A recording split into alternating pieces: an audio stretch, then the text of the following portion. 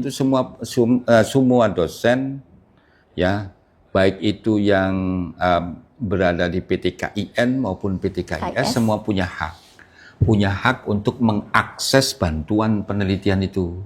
Nah kan dosen-dosen kira-kira bisa terbantu. Iya, kira-kira bisa terbantu dari program itu. Lalu kita berikan bantuan publikasi itu. Kami sudah punya ide bagaimana mengintegrasikan dengan robotika misalnya. Selain kedokteran, robot tapi diisi kitab kuning. Misalnya Mbak, diisi Safinatun Najah tentang sholat, tentang wudhu, tentang apa. Dia berbicara, dia bisa ditanya, berbicara, syarat wudhu itu aja sekian ada iya. Kalau ditanya kalau begini batal nggak ya sholatnya, dia jawab melalui kitab ini karena isinya chipnya itu adalah kitab itu.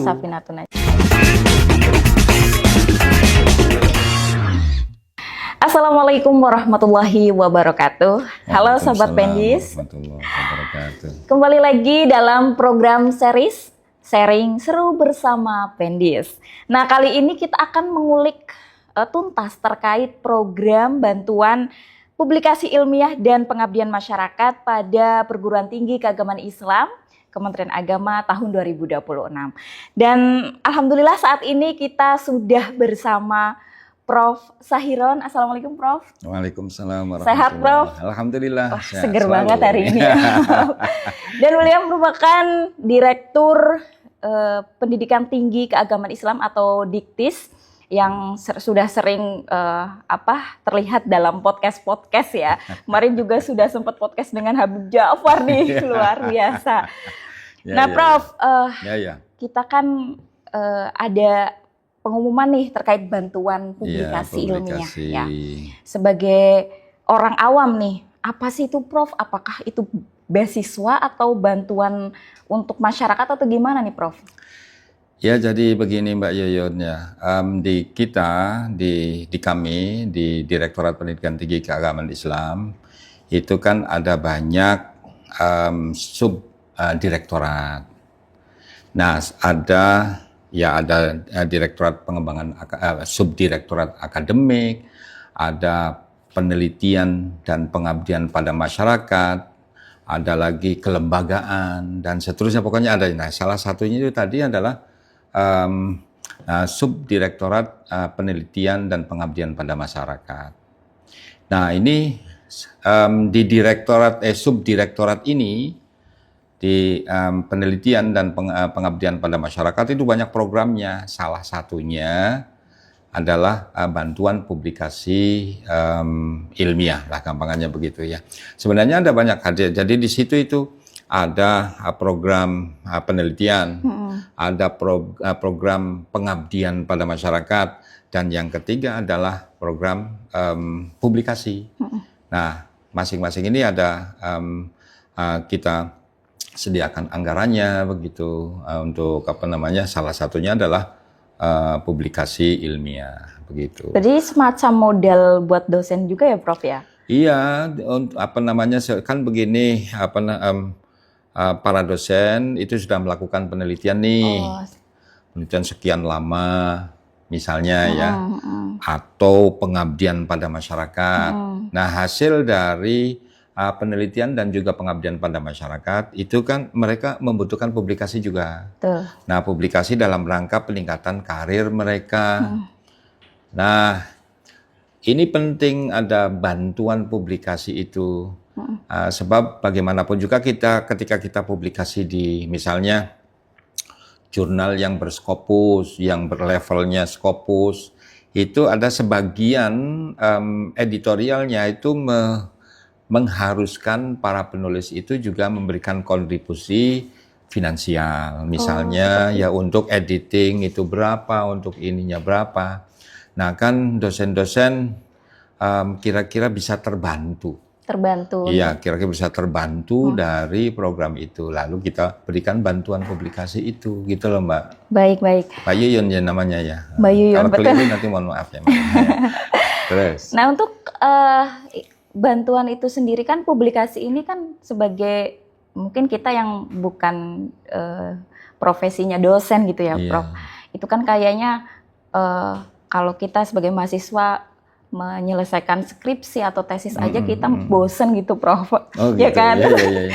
Nulis gitu kan kita selalu tunda gitu, dikit-dikit healing gitu, Prof. Nah, apa sih, bagaimana sih agar masyarakat itu terbuka bahwa penelitian itu sangat penting gitu, Prof? Iya, betul. Jadi kita semua maksudnya ya di Direktorat PTKI, termasuk juga di perguruan tinggi kan punya 3 tugas gampangannya. Yang pertama ada transfer ilmu pengetahuan. Nih. Nah, yang kedua pengembangan ilmu pengetahuan. Dan yang ketiga itu membangun karakter bangsa. Nah, jadi ini tuh penting jadi maksudnya bagi para dosen. Ya mungkin ada sebagian mengatakan aduh membosankan dan sudah mungkin betul, ya. Betul. Nah, tetapi begini Mbak Yoyon, jadi kalau masalah bosan dan tidak bosan kan tergantung siapanya nih, betul. Mungkin tapi ada juga banyak dosen-dosen yang memang kemudian tertarik terus melakukan penelitian itu. Satu dalam rangka tadi itu, yang kedua pengembangan keilmuan. Kalau dosen ngajarnya ilmu itu saja yang diajarkan, itu justru mereka para dosen, kok saya ngajarnya anak tertinggal ini ya, tertinggal lah kan begitu. Nah, maka untuk istilahnya supaya ini terus berkembang, maka ada namanya pengembangan keilmuan itu. Yang nantinya pengembangan keilmuan harus dilakukan melalui penelitian, kan begitu.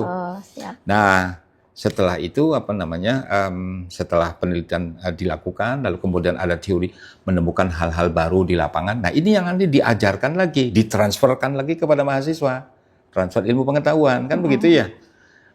Nah, begitu juga pengabdian pada masyarakat. Jadi insya Allah penelitian ataukah pengabdian pada masyarakat tidak membosankan, mesti akan tentunya bagi dosen-dosen.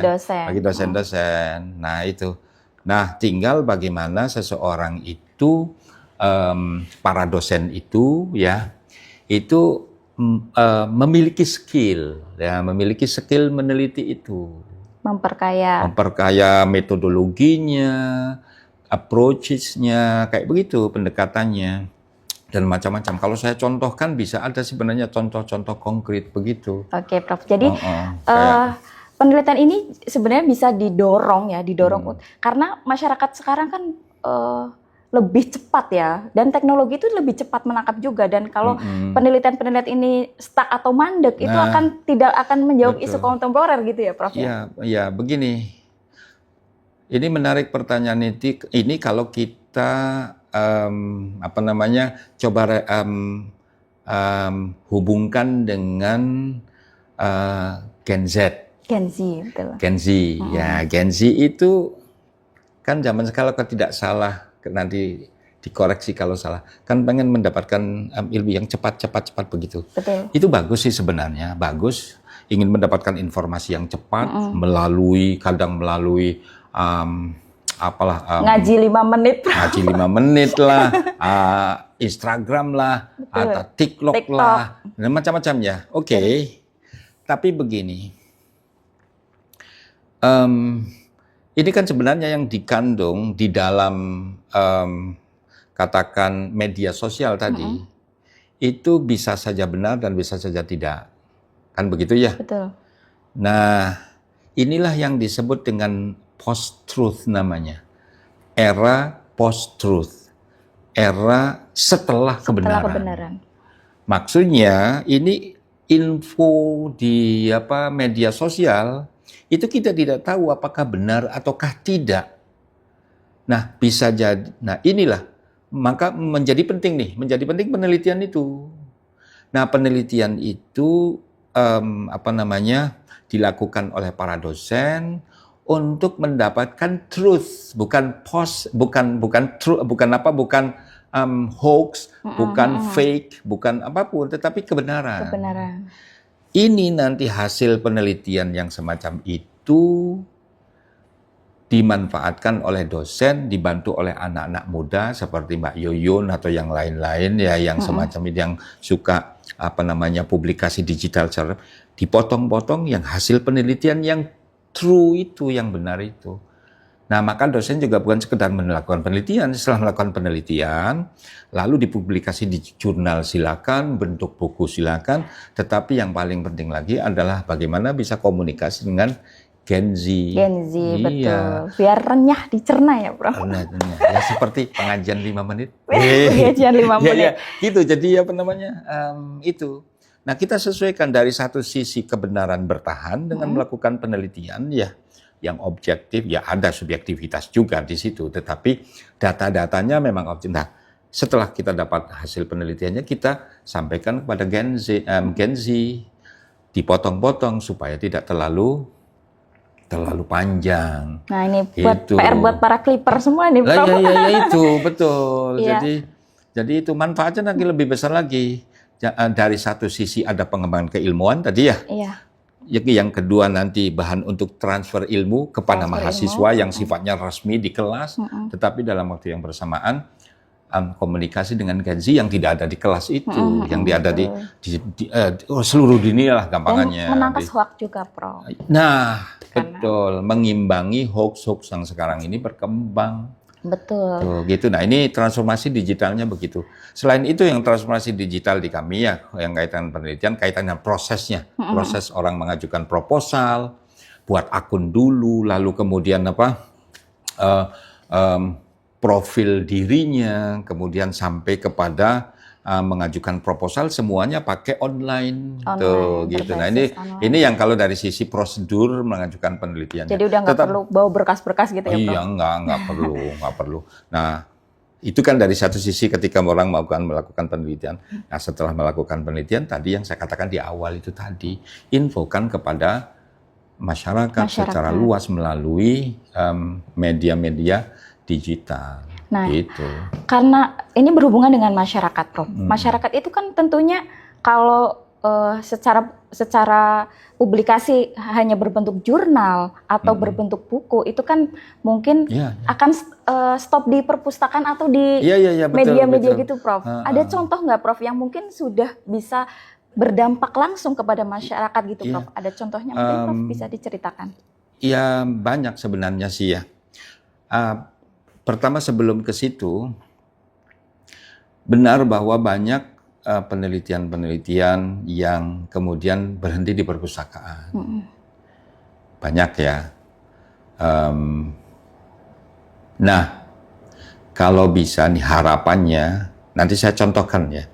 Harapannya ke depan itu bukan hanya ya berhenti di jurnal-jurnal ataukah di perpustakaan, tetapi justru tetapi tambahannya itu penting ini penting karena akreditasi, kemudian sitasi, pengembangan ilmu pengetahuan itu ada di jurnal, itu sangat penting. Tapi ke depan di samping itu para peneliti-peneliti dan para dosen itu juga mengimplementasikan hasil penelitiannya itu kepada masyarakat. Nah, tentunya sesuai dengan bidangnya masing-masing. Misal saya, ya supaya contohnya nggak susah. Contohnya langsung dari diri sendiri ya, Bro. Betul. Saya misalnya ya, saya kan bidangnya ilmu tafsir nih. Nah, ketika Kementerian Agama beberapa dekade kira-kira sejak 5 tahun, 6 tahun yang lalu sampai dengan sekarang, kan ada moderasi beragama nih. Ya, moderasi. Nah, saya sebagai ahli tafsir dan juga ilmu hadis saya belajar juga tentunya ya dulu.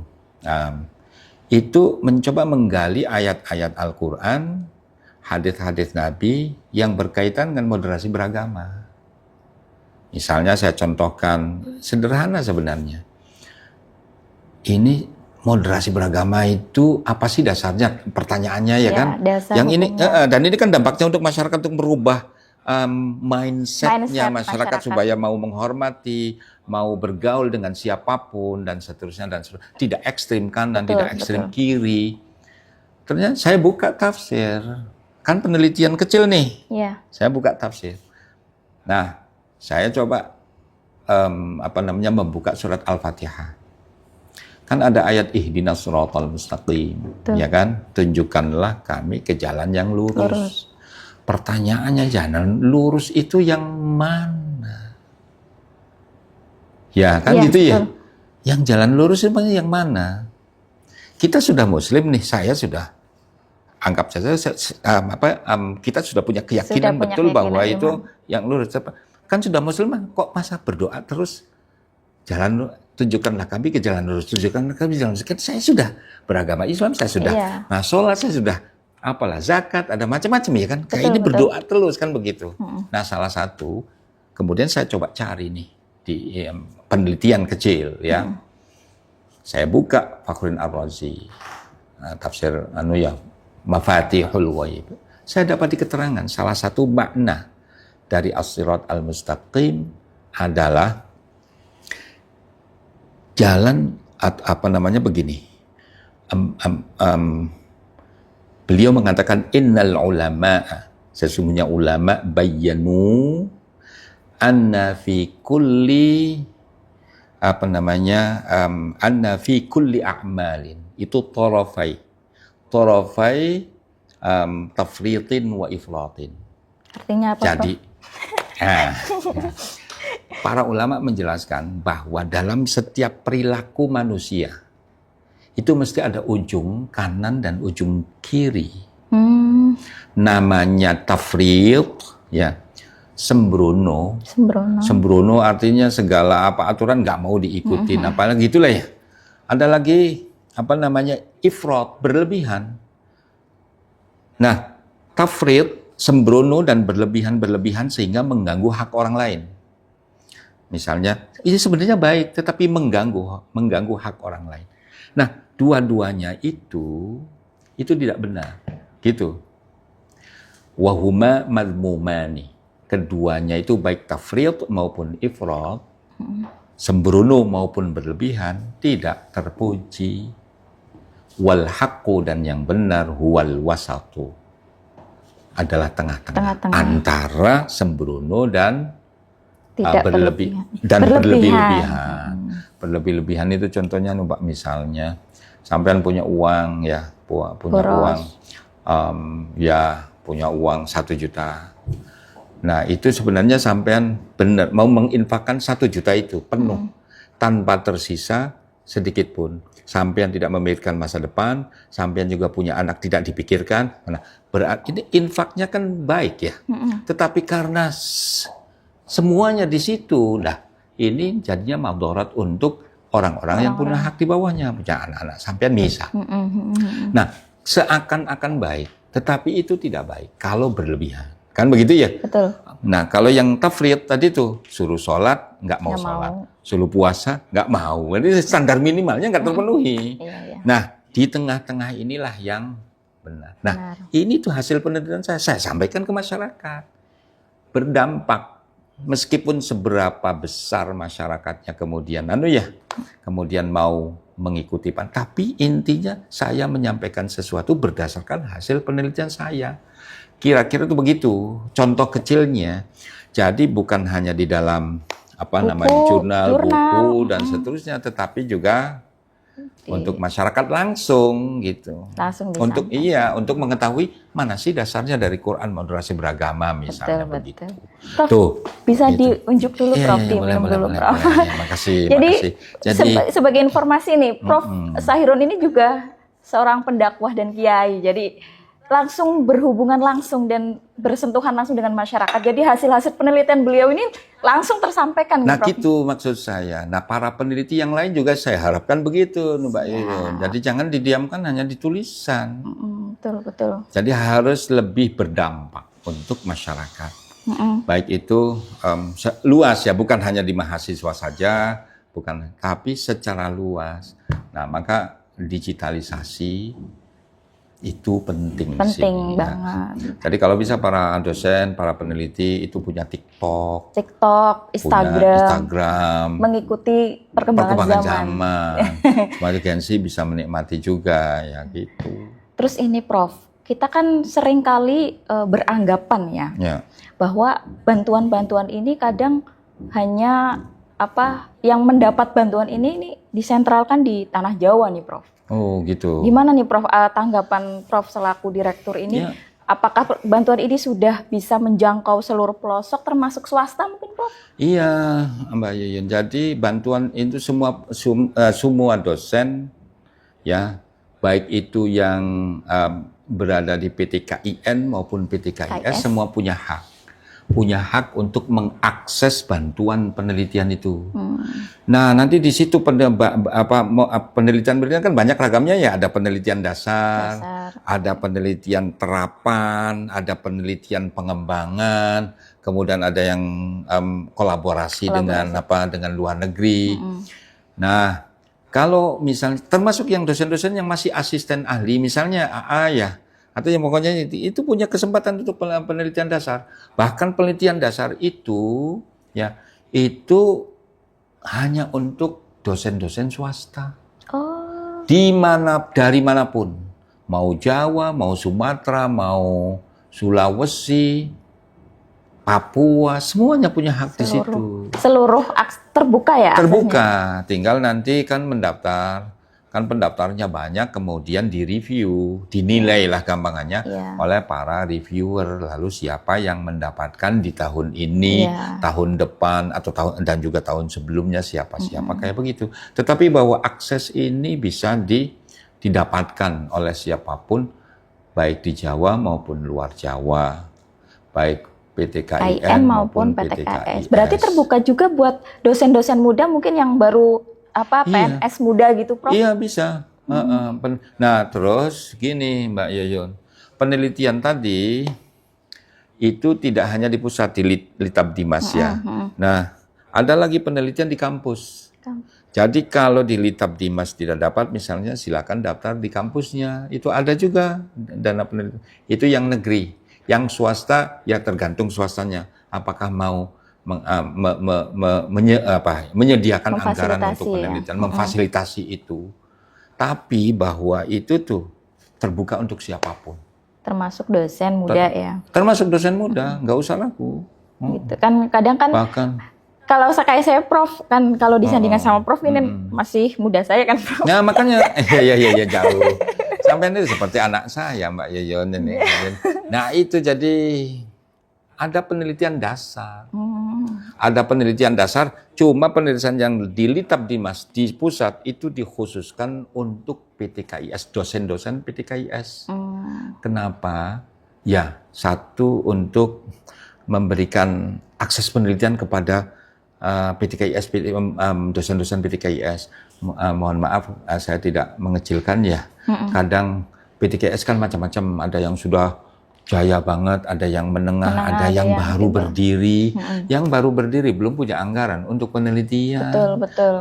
Dari yayasannya kita bantu melalui pusat. Maka ini termasuk juga salah satu bentuk perhatian Kementerian Agama, pemerintah kepada PTKIS, dosen-dosen PTKIS. Sudah. Nah, Pak, PTKIN gimana yang CPNS? Ya ada di kampus. Kalau di perguruan tinggi negeri, Islam negeri, PTKIN, itu ada slot anggaran untuk penelitian. Jangan daftar penelitian dasarnya di sini, karena ini dikunci untuk PTKIS. Ini untuk apresiasi PTKIS ya. Nah gitu, jadi di kampusnya masing-masing. Nah baru nanti dosen yang agak tinggi anunya ya, sudah agak tinggi katakan jabatan fungsionalnya lektor kepala misalnya kan gitu. Nah itu berkompetisi dengan yang lain untuk mendapatkan penelitian di pusat, di kami di Kementerian Agama itu di penelitian terapan, penelitian pengembangan gitu. Nah yang masih muda-muda ya di sini di kampus cukup. Ya, meskipun masih tahap belajar gitu ya, Pak? Enggak apa-apa. Yang namanya dosen kan sudah punya pengalaman penelitian skripsi, tesis, minimal kan S2 ya. Jadi sudah punya pengalaman itu, nah tinggal dibangun gitu. Enggak jadi Mas. Maksud saya enggak nggak akan tertutup kesempatan itu. Iya. Gitu. Berarti tidak menutup kemungkinan ada kesenjangan kan di situ, Prof. Ada Prof mungkin yang sudah profesor kan pasti kan lebih bagus mungkin, Prof, gitu. Ya kan tadi ada tahapan-tahapannya. Tahapan-tahapannya. Jadi yang kalau sudah misalnya profesor ini kolaborasi internasional, ya joint research misalnya kayak begitu. Atau di yang apa namanya Mora Ervan yang pendanaannya ada di Puspenma. Gitu. Betul. Jadi ini yang tinggi-tinggi nih, di bawahnya ada lagi kayak begitu. Yang paling kecil kan penelitian dasar namanya. Nah, gitu. Seru banget nih. Iya, jadi pada dosen muda pasti tertarik banget, Prof. Iyalah, itu dan ini kita harus ingat loh Mbak Yuyun bahwa kita itu punya cita-cita bangsa Indonesia. Itu ingin menjadi atau ingin memasuki the golden age of Indonesia. Ya. Apa namanya era keemasan bangsa Indonesia. Betul. Di tahun 2045. 45. Untuk memasuki the golden age of Indonesia syaratnya cuma 2. Yang pertama menguasai ilmu pengetahuan, ya ini ya, dan teknologi, ilmu pengetahuan di sini ilmu sains atau sosial, agama, teknologinya di sini harus kita kuasai. Nah kemudian yang kedua menjadi umat beragama yang maslahat. Supaya tidak perang, terus damai, terus apa, kayak itu dibutuh ini.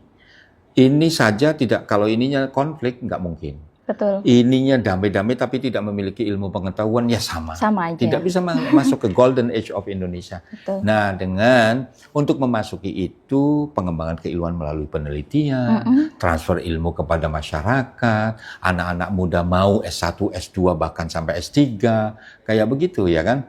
Nah, itu dalam rangka itu semua.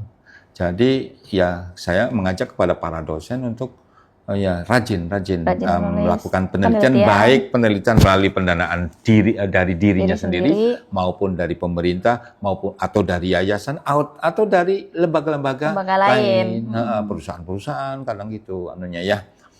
Nah, gitu. Oke, menarik banget Prof ini, tapi sayangnya kayaknya waktunya sudah habis ini Prof. Tapi saya terakhir ini Prof. Ya. Karena medsos kita itu saat ini, Prof, itu dipenuhi dengan konten-konten yang menurut saya sendiri itu kurang atau unfaedah gitu, Prof. Iya, kadang cuma joget-joget, joget-joget TikTok, mungkin ada trending dance gitu, Prof. Nah, ada nggak kebijakan dari Prof, dari pemerintah, khususnya dari Diktis, Direktorat Pendidikan Tinggi Keagamaan Islam ini, untuk mendorong para peneliti-peneliti ini, cendekiawan ini, untuk bisa sharing melalui konten-konten yang tadi mungkin clipper-clipper itu dipotong-potong, itu ada dorongan nggak, Prof? Kalau dorongan iya, rekomendasi ya, tetapi kita tidak mewajibkannya. Hanya kita memberikan rekomendasi, memberikan support kepada dosen-dosen untuk aktif di situ juga. Jangan sampai hanya berada di kampus, di kelas ruang tertutup, tetapi turun gunung juga untuk memberikan informasi, sharing apalah hasil penelitian atau ilmu pengetahuan tertentu atau hal-hal kecil, maunya pengajian. Ya pengajian bukan hal kecil ya, hal besar juga ya. Maksudnya turun gunung dan menghiasi menghiasi media-media sosial, pokoknya kayak di TikTok lah, Instagram lah, Facebook lah, Twitter lah, kayak gitu. Nah, memberikan info yang baik kepada masyarakat pada umumnya yang kaitan dengan ilmu pengetahuan tadi. Itu kami mengajak merekomendasikan supaya aktif juga. Supaya dampak positifnya itu bisa dirasakan oleh semua kalangan termasuk Gen Z. Gitu. Mungkin juga ini Prof, himbauannya itu bagaimana publikasi ilmiah atau penelitian-penelitian yang sudah dipublikasi ini bisa dikemas dengan bahasa yang mungkin renyah gitu, Prof. Ya, betul itu betul juga. Karena betul juga. Kalau, yang bisa mudah dipahami. Iya, mudah dipahami kalau kayak Pak Sairan. Siap. Guyon para pemirsa nggak usah. Jadi kita kadang sering baca jurnal itu kan kita sering mumet, Prof. Kalau lihat dari bab 1 sampai ini kan kita paling lihat kesimpulannya aja gitu, Betul. Prof. Jadi Sebagai contoh kecil, Mbak Yuyun, mm-mm. saya itu ngajar hermeneutika. Hermeneutika itu filsafat, teori, metode terkait dengan penafsiran. Itu di dunia barat. Dulu itu kalau belajar hermeneutika mumetnya luar, mahasiswa banyak yang apa ya, ngapain kayak begini, nggak paham-paham. Saya buat buku hermeneutika dan pengembangan ulumul Quran yang bahasa saya itu mudah dipahamin oleh mahasiswa S1. Mahasiswa S1. Maka kemudian buku ini itu banyak digunakan di mana-mana. Nah, kontennya mendalam, berat sebenarnya, tetapi dibahasakan dengan bahasa yang mudah. Ringan. Ringan. Dipahaminya. Gampang. Coba aja sampean baca buku hermeneutika pengembangan ulumul Quran. Mesti paham sampean. Ya, meskipun bukan bidangnya misalnya ya, tapi baca-baca oh ya kayak. Nah, ini harus ada skill tertentu nih.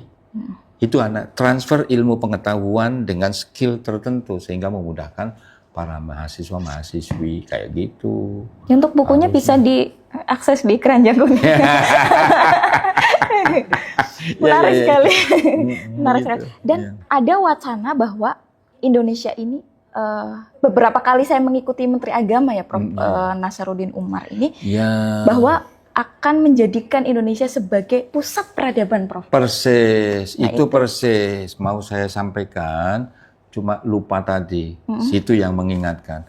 Beberapa kali Pak Menteri mengatakan, marilah kita ciptakan Baitul Hikmah kedua. Baitul Hikmah kedua. Baitul Hikmah kedua, yang pertama itu ada waktu zamannya Abbasiyah ya.